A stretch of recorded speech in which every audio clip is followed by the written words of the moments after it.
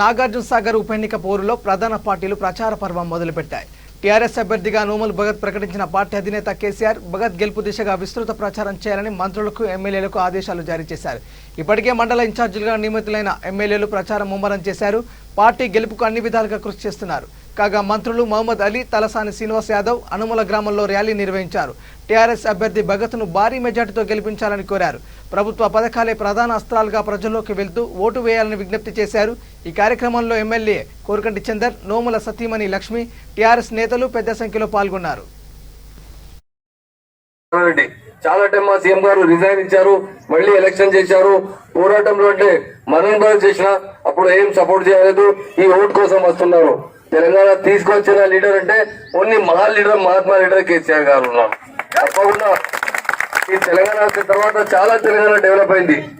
ఈ టైంలో మా నోముల నరసింహన్న 2.5 years ఉన్నారు. డెవలప్మెంట్ చాలా వచ్చింది, ఇంకో డెవలప్మెంట్ రావాలి.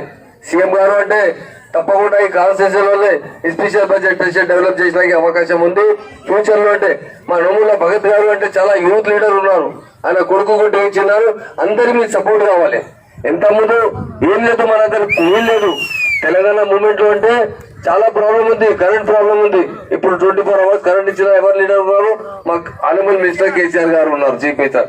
ఇప్పుడు పెన్షన్ ఇచ్చినాకి ఎంత అప్పుగా ఎంత 200 రూపాయలు పెన్షన్ ఇచ్చారు పెద్దలకు. ఇప్పుడు ఎంత సీఎం గారు 2016 రూపాయలు ఇస్తున్నారు. షాదీ ముబారక్ ఆ టైంలో అంటే టోటల్ మొత్తం తెలంగాణలో అంటే 200, 300, 1 year లో చేశారు. ఇప్పుడు 6 years, 7 years లో మా ఆనరబుల్ సీఎం గారు నియర్లీ 9 lakhs పెళ్లి చేశారు. మా అమ్మాయికి 1,116 రూపాయలు ఇస్తున్నారు. డెవలప్మెంట్ కోసం కాళేశ్వరం ప్రాజెక్ట్ కట్టేసిన, కెనాల్ కట్టేసిన, చాలా డెవలప్ అయింది మా తెలంగాణ. ఇండియాలో నెంబర్ 1 స్టేట్ ఇప్పుడు డెవలప్ స్టేట్ అంటే మా తెలంగాణ స్టేట్ అయింది. అలాగే అందరితో విజ్ఞప్తి చేస్తున్నాను. తలసాని అన్నారు డీటెయిల్ చెప్తా మీకు. అందరితో పేరు పెడతాను విజ్ఞప్తి చేస్తాను. మీ ఓటు అంటే వేస్ట్ చేయవద్దు. కాంగ్రెస్ ఏం చేయలేదు, జాగ్రత్త ఏం చేస్తా, అసెంబ్లీలో వచ్చిన తర్వాత ఏం చేస్తలేదు. ఆయన ఉన్నప్పుడు ఏం చేయలేదు, పవర్ లో ఉన్నప్పుడు ఏం చేయలేదు, అపోజిషన్ లో కూడా ఏం చేయలేదు. ఇప్పుడు వచ్చే ఓటు అడుగుతున్నారు మీకు, ఇతర లీడర్ ఉన్నారు.